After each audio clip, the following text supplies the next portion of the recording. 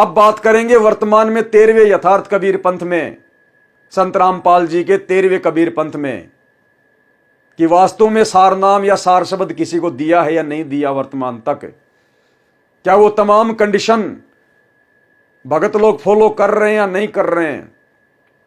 और जो ये कहते हैं कि मेरे को सार नाम मिल गया संत रामपाल जी से, मेरे को सार शब्द मिल गया, तो वो कितना सच बोल रहे हैं, या गुरुदेव भगवान ने उनको वास्तव में ओरिजिनल सार नाम या सार शब्द दिया है, या उनको भी झुंझुना ही पकड़ा रखा है खेलने के लिए, मन बहलाने के लिए। तो बात करते हैं सबसे बड़े परम भगत की, संत रामपाल जी के सबसे बड़े परम भगत, जो कि दादा गुरुदेव आदरणीय राम देवानंद जी से भी नाम उपदेश प्राप्त थे। उसके बाद उन्होंने सन 1994 के बाद सतगुरु रामपाल जी से उपदेश प्राप्त कर लिया, और 2-3 वर्षों में ही फिर उसने सार नाम प्राप्त कर लिया। नाम है महेंद्र, सतगुरु रामपाल जी का छोटा भाई। तो अब महेंद्र के इंटरव्यू का सहारा लेंगे, छोटा सा इंटरव्यू है 2 मिनट का, कि वास्तव में महेंद्र को सार नाम मिला या नहीं मिला। देखिएगा महेंद्र का छोटा सा इंटरव्यू भाई और बहनों। आज हमारी आंखें खुलने वाली हैं, ये मौका हमें बार बार नहीं मिलेगा, परमात्मा के आशीर्वाद से। ध्यान से देखिएगा। नमस्कार जी। नमस्कार जी। क्या शुभ नाम है जी आपका? मेरा नाम महेंद्र दास है, गांव धनाना, जिला सोनीपत, हरियाणा का रहने वाला हूं, और मैं संत रामपाल जी का छोटा भाई हूं नाते में। संत रामपाल जी महाराज की शरण में आने से पहले आप कौन सी भक्ति करते थे? वैसे तो भक्ति की रुचि बचपन से ही थी, फिर महाराज जी का बचपन से ही साथ मिलने से हनुमान जी की भक्ति, भगवान शिव के व्रत रखना, शिवलिंग पे जल चढ़ाना, वह भगवान विष्णु जी को विशेष रूप से मानता था, भगवान श्री कृष्ण जी को, जो आम हिंदू लोग करते हैं वही भक्ति हम करते थे। फिर मैं नौकरी लग गया, गुरु जी संत रामपाल जी से मैं दूर हो गया, मैं चंडीगढ़ रहा 8 साल, वहाँ जाकर के रुचि भी खत्म हो गई। संत रामपाल जी महाराज की शरण में कैसे आए? फिर मैं 1991 में मैं चंडीगढ़ से रोहतक आ गया, और एसपी रोहतक का मैं ड्राइवर लग गया। मेरी पुलिस डिपार्टमेंट में नौकरी थी, और महाराज जी पहले सिरसा वगैरह में पोस्टेड थे जूनियर इंजीनियर की, और गुरुजी फिर रोहतक में पोस्टेड हो गए। गुरुजी, और फिर मिलना जुलना शुरू हो गया। और गुरुजी लंच टाइम में मेरे पास रोजाना आते थे, लगभग 4 महीने लगातार आए, और सत्संग की, भक्ति की बातें बताने लगे कि भक्ति करनी चाहिए, भक्ति से दुख दूर होते हैं, सुख मिलता है, मोक्ष मिलता है। लेकिन मेरी रुचि विशेष नहीं थी, और मैं महाराज जी को मना भी नहीं कर सकता था मेरे पास क्यों आए, क्योंकि बड़े भाई साहब थे। तो मैं अंदर से दुखी बहुत था कि रात को ड्यूटी करते हैं, दिन में ये आगे बैठ जाते हैं। लेकिन एक दिन मैंने कह ही दिया कि भक्ति में कुछ नहीं रखा, काम करो और बच्चों का पालन पोषण करो, इससे बड़ी कोई भक्ति नहीं है। फिर गुरु जी ने धीरे धीरे आना बंद कर दिया। पुण्यात्मा, ये होते हैं काल के एजेंटों के लक्षण। खुद पूर्ण ब्रह्म परमात्मा सतगुरु रामपाल जी भगवान अपने मुख कमल से जिस व्यक्ति को बार बार जाकर समझा रहे हैं, कई महीनों तक समझाया और इसकी समझ में नहीं आया, और एक दिन इसने दुखी होकर संत रामपाल जी से, अपने बड़े भाई से कह दिया कि जी भक्ति में कुछ नहीं रखा, कोई लेना देना नहीं है, अपने बाल बच्चों की सेवा पानी करो, अपना काम धंधा करो, इससे बढ़कर कोई भक्ति नहीं है। उसके बाद में संत रामपाल जी ने धीरे धीरे इसके पास जाना छोड़ दिया। भाई और बहनों, परमात्मा कहते हैं ज्ञानकार गाम का चमका सा होता है। जो परमेश्वर के युगों युगों के अंश होते हैं ना, जो विशेष आत्मा होती है, तो ज्ञानकार गाम का चमका सा होता है। एक छोटा सा सत्संग जिसमें गुरुदेव कह रहे हैं कि ज्ञानकार गाम का चमका सा होता है, अगर समझ गए तो ठीक है, नहीं तो फिर चिकने घड़े हो जाओगे, फिर बात लवे को नहीं लागे। तो भाई और बहनों, ये महेंद्र उन आत्माओं में नहीं है जो परमेश्वर की विशेष आत्माएं हैं। इसको जबरदस्ती भक्ति मार्ग पर लगाया गया है, जबरदस्ती। सुनिए सत्संग। एक समय की बात, और सत्संग जो है एक दिन का बतेरा हो लागना होता है।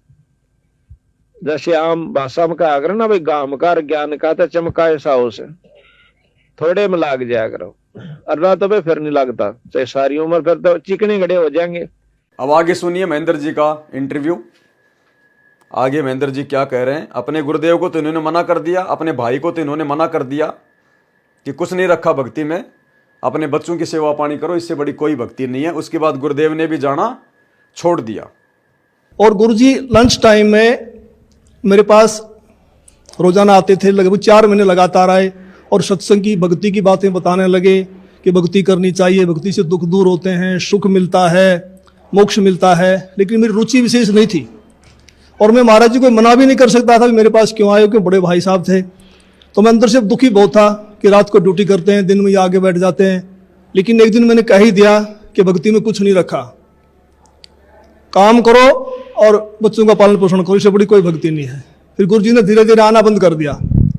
फिर मेरे जीवन में एक ऐसी घटना घटी, 1992 की बात है। तो मैंने कहा जी मैं तो ड्रिंक्स वगैरह कर लेता हूँ, वो छूटती नहीं, भक्ति कैसे करूँगा। तो गुरु जी ने कहा जा आज के बाद नहीं पिएगा। तो उनके एक शब्द से ऐसी दीवार खड़ी हो गई कि आज 1992 की बात है, आज 2013 हो गया, यानी लगभग 21 वर्ष हो गए। वो आज तक मैंने शराब को छुआ तक नहीं है। तो उसके बाद गुरुजी ने अपने गुरुजी से मुझे नाम दिलवाया, संत राम देवानंद जी महाराज से। उस समय गुरुजी को आज्ञा नहीं थी नाम की। मैं भक्ति में जरूर लगा क्योंकि महाराज जी बताते थे कबीर साहब पूर्ण परमात्मा हैं, इनसे सबसे ऊपर हैं। तो मैंने उनको उदाहरण दिया कि पुलिस में तो ऐसे होता है, उसमें पुलिस वाले बहुत नाजायज़ किया करते। कोई कहता मैं फलां का सिपारसी हूँ, उसको पकड़ लिया तो उसकी कुटाई कर देते थे, फोन आता छोड़ देते, हमें नहीं पता जी आपका था। कहीं ऐसा ना हो कि ये नीचे देवी देवता हमें कूट दें और जब तो कबीर साहब ऊपर से आए। लेकिन मैं लगा जरूर रहा, लेकिन विशेष विश्वास नहीं था भी कबीर साहब पूर्ण परमात्मा है। तो महाराज जी ने कहा कि आप ये नाम जपते रहो, इन नाम से आपका विश्वास हो जाएगा। तो फिर 1994 में गुरु जी को आज्ञा होगी नाम की। फिर महाराज जी ने दोबारा से हमारे को नाम दिए, फिर सार नाम दिया। मैं भक्ति में लगा रहा। लेकिन पहले गुरुदेव भगवान ने अपने छोटे भाई महेंद्र को अपने मुंह बोले गुरुदेव आदरणीय राम देवानंद जी से नाम दिलवाया। लेकिन महेंद्र को ज्ञान विशेष समझ में नहीं आया, सत्संग सुनने के बाद भी समझ में नहीं आया, संत रामपाल जी के समझाने के बाद भी समझ में नहीं आया। वही सारी बातें जो संत रामपाल जी वर्तमान में समझा रहे हैं, अपने भाई को भी समझाई, समझ में नहीं आई। इसको विश्वास नहीं था कि कबीर ही भगवान है, कबीर ही भगवान है। कोई बात नहीं, दादा गुरुजी से उपदेश लेके नहीं समझ में आया, कोई बात नहीं। उसके बाद महेंद्र जी कह रहे हैं कि मुझे फिर संत रामपाल जी ने उपदेश दिया। जब संत रामपाल जी को 1994 में उपदेश देने का अधिकार हो गया, फिर हमें गुरुजी ने फिर से नाम दीक्षा दी, यानी संत रामपाल जी से महेंद्र ने उपदेश लिया। उपदेश लेने के बाद में महेंद्र को फिर सारनाम भी मिल गया। अभी आप सुनेंगे इसके मुंह से कि फिर हमें संत रामपाल जी ने दोबारा से नाम दिया, फिर हमें सारनाम भी दे दिया। उसके बाद भी हमें विश्वास नहीं था कि कबीर इज गॉड, कबीर ही भगवान है। यानी संत रामपाल जी से नाम लेने के बाद और सारनाम लेने के बाद फिर भी महेंद्र कह रहा कि मुझे विश्वास नहीं था कि कबीर ही भगवान है। और मैं गुरुजी से कहता था जी मुझे वेदों में दिखाओ, मुझे शास्त्रों में दिखाओ। तो गुरुजी कहते थे समय आने दो फिर बताएंगे। यानी विचार करना भाई और बहनों, जिस व्यक्ति को यह विश्वास नहीं कि कबीर ही भगवान है, कौन सा कबीर, वो दाढ़ी मूंछ वाला, उस दाढ़ी मूंछ वाले के ऊपर भी इस महेंद्र को विश्वास नहीं और कह रहा कि मुझे गुरु ने सार नाम दे दिया। अब समझ सकते हो कौन सा सार नाम दिया होगा गुरुजी ने, झुंझुने वाला सार नाम। सुनो इसके मुख से कि सार नाम लेने के बाद भी मुझे विश्वास नहीं था कि कबीर ही भगवान है। फोन आता छोड़ देते, हमें नहीं पता जी आपका था। कहीं ऐसा ना हो कि ये नीचे देवी देवता हमें कूट दें और जब तो कबीर साहब ऊपर से आए। लेकिन मैं लगा जरूर रहा, लेकिन विशेष विश्वास नहीं था भी कबीर साहब पूर्ण परमात्मा है। तो महाराज जी ने कहा कि आप ये नाम जपते रहो, इन नाम से आपका विश्वास हो जाएगा। तो फिर 1994 में गुरु जी को आज्ञा होगी नाम की। फिर महाराज जी ने दोबारा से हमारे को नाम दिए, फिर सार नाम दिया। मैं भक्ति में लगा रहा। लेकिन कबीर साहब के बारे में मैं पूछता था कि वेदों में दिखाओ, गीता जी में दिखाओ। तो महाराज जी कहते समय आने तो सब कुछ दिखाऊंगा मैं, अब ये करते रहो। सुन लिया भाई और बहनों, गुरुदेव के छोटे भाई का इंटरव्यू कितना जबरदस्त पॉइंट है। संत रामपाल जी से भी नाम ले लिया 1994 में और फिर कह रहा है कि मुझे सारनाम भी दे दिया गुरुजी ने। लेकिन मुझे विश्वास नहीं था कि कबीर ही भगवान है। और मैं गुरुजी से कहता था कि जी मुझे वेदों में दिखाओ, शास्त्रों में दिखाओ, तो गुरुजी ने कहा कि समय आने पे दिखाएंगे। जिस व्यक्ति को यह विश्वास नहीं कि कबीर ही भगवान है, अरे संत रामपाल जी ही कबीर है, ये तो छोड़ दीजिए, वो दाढ़ी मूछ वाला कबीर ही भगवान है, जिसको यह भी विश्वास नहीं, भला उसको सारनाम गुरुजी देंगे क्या? अब गुरुजी क्या कह रहे हैं, पिछले वीडियो में तो राजा बीर सिंह बघेल वाले में तो आपने देख ही लिया कि जब तक गुरु को भगवान नहीं मानोगे तब तक आप सारनाम के अधिकारी नहीं। और यहां तो महेंद्र जी नकली कबीर को भी कबीर नहीं मान रहे, दाढ़ी मूछ वाले के ऊपर भी विश्वास नहीं इनका, और कह रहा मुझे गुरुजी ने सारनाम दे दिया। अब गुरुजी क्या कह रहे हैं, सारनाम किसको दिया जाता है, सारनाम के लिए कौन अधिकारी है, उस 3 मंत्र को लेने का अधिकारी कौन है? गुरुदेव कह रहे हैं जिसकी नस नस में, ध्यान से सुनना भाई और बहनों, ये मौका नहीं मिलेगा फिर दोबारा। गुरुदेव कह रहे हैं ये 3 नाम का मंत्र, ये सारनाम, ये तो उसको दिया जाता है जिसकी नस नस में, यानी शरीर के बाल बाल में, रोम रोम में ये पक्का विश्वास हो जाए कि Kabir is God, Kabir is God, Kabir is God. तो बताओ फिर महेंद्र को कैसे सारनाम दे दिया होगा गुरुदेव ने ओरिजिनल, जिसको यह भी विश्वास नहीं कि Kabir is God, Kabir is God. अब गुरुदेव क्या कह रहे हैं, कहते हम बैरागी ब्रह्म पद सन्यासी महादेव, सो हम मंत्र दिया शिव जी को करे हमारी सेव। तो ये परमात्मा ने उनके उद्धार के लिए, मोक्ष तो ये नहीं प्राप्त कर सकते क्योंकि मोक्ष तो 3 मंत्र से होगा, और 3 मंत्र का अधिकारी वो होगा जो परमात्मा की सच्ची कथा, पूरी सृष्टि रचना पर, पूर्ण परमात्मा कौन है इस पर विश्वास कर लेगा। सारना, ये जो 3 मंत्र का जाप उसी को दिया जाता है जिसकी नस नस में,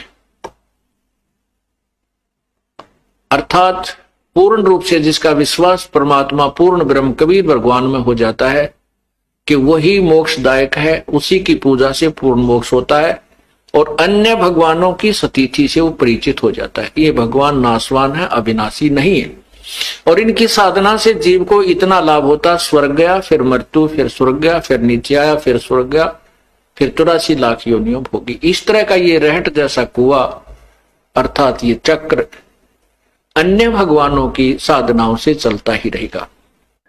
तो क्या कह रहे हैं गुरुदेव, भगवान क्लियर कर दिया परमात्मा ने कि सारनाम का अधिकारी कौन भगत होता है। 3 मंत्र अर्थात सारनाम जाप उसी को दिया जाता है जिसकी नस नस में कबीर जी पर विश्वास हो जाता है, जिसकी नस नस में यह समा जाए कि कबीर इज गॉड। और महेंद्र कह रहा है कि मुझे तो सारनाम लेने के बाद भी विश्वास नहीं था कि कबीर ही भगवान है, कबीर ही भगवान है। गुरुजी मुझे वेदों में दिखाओ, मुझे पुस्तकों में दिखाओ। तो सोचिए भाई और बहनों, इस पूरे सतलोक आश्रम मैनेजमेंट हरियाणा को वो डमी सारनाम मिला हुआ है, झुंझुना पकड़ा रखा है गुरुदेव ने, झुंझुना। ये लोग तो आज भी गुरु को मानुष मानते हैं। आज 2024 में भी इनकी स्थिति ये है कि संत रामपाल जी तो बैठे हिसार जेल में, जगन्नाथ तो बैठा हिसार जेल में, और ये इन आश्रमों में धक्के खाते फिरते हैं। एक कागज के टुकड़े को, कबीर की फोटो को जगन्नाथ मान के उसका प्रकट दिवस मना रहे हैं। ये तो आज भी कलयुग की पिछली पीढ़ी में 30 साल से इतना ज्ञान लेकर वो राजा बीर सिंह और वो विधवा ब्राह्मणी जैसी गलती कर रहे हैं। तो इनको तो भाई और बहनों दोबारा से प्रथम नाम लेना पड़ेगा, दोबारा से प्रथम नाम। तो भाई और बहनों, हमारी आंखें खुल जानी चाहिए। जब तक हम अपने गुरु को ही कबीर नहीं मानेंगे, पूर्ण ब्रह्म परमात्मा नहीं मानेंगे और वैसा ही व्यवहार उनके साथ नहीं करेंगे, तब तक तो भाई और बहनों हम प्रथम मंत्र से भक्ति शुरू करने के भी अधिकारी नहीं है। इन आश्रमों में जो सारनाम और सार शब्द के नाम पे जो ड्रामा किया जा रहा है, भक्तों को एक एक पाठ और एक एक लाख रुपए के नाम पर जो लूटा जा रहा है ना, ये सब ड्रामेबाजी है। धर्म को धंधा बनाया जा रहा है। ये तत्व ज्ञान की भक्ति है। ये युगों युगों से परमात्मा हम नीचों के लिए इतना दुखी, इतना परेशान हो रहा है, दर दर की ठोकर खा रहा है, 2 कोड़ी के जीवों की गालियां खा रहा है, मार सहन कर रहा है। ये सहज में आलू टमाटर की तरह सार नाम सार शब्द बांटने के लिए 4 युगों से परमात्मा इतना संघर्ष नहीं कर रहा। भाई और बहनों, आंखें खोल लेना। अगर वास्तव में मोक्ष के लिए भक्ति कर रहे हो तो, और अगर ड्रामेबाजी के लिए कर रहे हो, फिर चाहे कुछ भी करते रहो, फिर तो कोई बात ही को नहीं है, फिर तो कोई बात ही नहीं है। तो ये हम साथ संगत वाले भाई बहनों को दृढ़ विश्वास हो जाना चाहिए अपने गुरुदेव भगवान पर, उनके प्रत्येक वचन पर। अब अपना शीश कटवा लेंगे, चाहे कैसी भी परिस्थितियां हो, चाहे घर छूटे, चाहे जग रूठे, चाहे नौकरी धंधा छूटे, हम अपने गुरुदेव भगवान की मर्यादा नहीं तोड़ेंगे, वचन भंग नहीं करेंगे। अब क्योंकि इस समय यदि हमने गुरुदेव का वचन भंग कर दिया, इतना ज्ञान प्राप्त करने के बाद, सार शब्द की पहचान होने के बाद, भाई और बहनों, युगों युगों परमात्मा दोबारा नहीं संभालेगा, युगों युगों। तो आपकी आंखों के सामने ढेर सारे प्रमाण इस कलयुग की बिचली पीढ़ी में साथ संगति के माध्यम से परमात्मा घर बैठे पहुंचवा रहे हैं, घर बैठे। अरे ये जो वीडियो बन रहे हैं परमात्मा के विशेष आशीर्वाद से, साथ संगति के, परमेश्वर के कर कमल से लिखित इन पवित्र पुस्तकों के ऊपर ये जो लंबे लंबे वीडियो बन रहे हैं 3-3, 4-4 घंटे के, भाई और बहनों, ये बॉलीवुड वाले समाज के अंदर वो गंदगी परोसने के लिए अश्लील गाने, अश्लील डायलॉग, नंगे चित्र, इनको 1-2 साल लग जाती है एक 3 घंटे की फिल्म बनाने में। और उसके बाद ये क्या देते हैं समाज को? नग्नता, फूहड़ता, अश्लीलता, घटियापन, गंदापन, बढ़ुआपन, समाज को बिगाड़ दिया। और ये जो वीडियो परमात्मा बनवा रहे हैं साथ संगति के माध्यम से, अगर पूरे 21 ब्रह्मांड को अगर एक पालड़े में रख दिया जाए, और ये साथ संगति के वीडियो जो गुरुदेव के आशीर्वाद से बन रहे हैं यदि दूसरे पालड़े में रख दिए जाएं, 21 ब्रह्मांड का वजन कम है। ये इतने जबरदस्त परमात्मा के आशीर्वाद से ये वीडियो बन रहे हैं। ये गुरुदेव के आशीर्वाद से हमारी आत्मा में जमा मैल को फोड़ के रख देंगे। हमें अपने गुरुदेव के अलावा सौपन में कोई दिखाई नहीं देगा।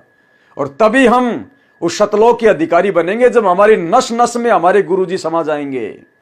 नस नस में गुरु से बढ़कर हमारे लिए कोई पूज्य नहीं, कोई आदरणीय नहीं, कोई विशेष सम्माननीय नहीं। जब नस नस में संत रामपाल जी, कबीर जी के रूप में समा जाएंगे। तो आज आपने देख लिया गुरुदेव के कलयुगी परिवार का, उनके बेटे का और उनके कलयुगी भाई का अध्यात्म ज्ञान को लेकर उनके अंदर कितनी क्या समझ है, वो गुरु को क्या मानते हैं, ऐसी ऐसी घटनाओं के प्रत्यक्ष दृष्टा होने के बावजूद भी।